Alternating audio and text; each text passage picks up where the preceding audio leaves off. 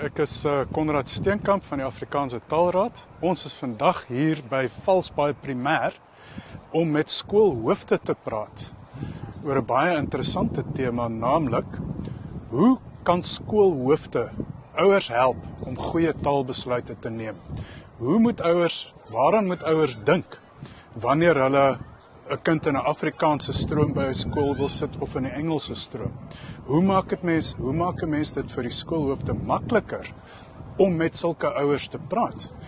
Die Taalraad het selfs met skoolhoofde gepraat oor die probleme wat hulle ervaar, selfs met skoolsielkundiges, en almal sit met 'n probleem wat baie dieselfde is, naamlik die oomblik wat daar oor taal gepraat word, is daar weerstand aan die kant van die ouers, dikwels. En die benadering wat ons vandag oor gaan praat, gaan skoolhoofde en skoolsielkundiges help om daai gesprekke beter te hanteer.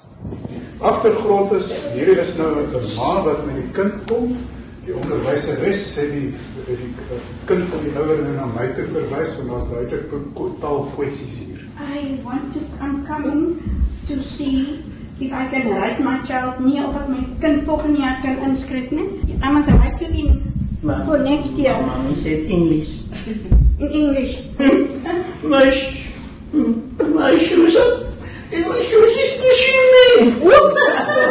Ek wil hê moet sê Engels moet goed wees. Questions, mommy, I'm going to be the cleverer.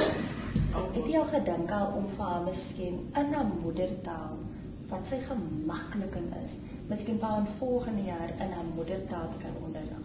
So ek sou voorstel en saam met u stem dat ons van volgende jaar in 'n Afrikaanse klasse sit. My naam is Kamalita, ek is die prinsipaal by Great Start Educare. Ons almal was vandag so bevoorreg om saam met die Afrikaanse Taalraad die gesprekkies te hê oor taal en hoe belangrik die moedertaal is. En dat dit net weer die lightbulb moment waarvan die kinders kan net beter en net groei in ander tale as hulle moedertaal vasgelig is. Ek is juffrou Lizette Jansen van Makassa Primêr. Vandag was baie leersaam. Ek het gehou van die stelling wat die Taalraad maak oor jy leer beter jou volgende taal as jy eers begin met jou basis, jou moedertaal, Afrikaans, huistaal. My naam is Claudine, ek is die prinsipaal van Makassa Educare, en vandag se sessie was baie leersaam in die opsig van hoe ons ouers kan benader. My name is Thobela from Step by Step Educare. We learn now how we'll start with a child. The child might start with a mother language, while you can choose for your child to be at the primary school.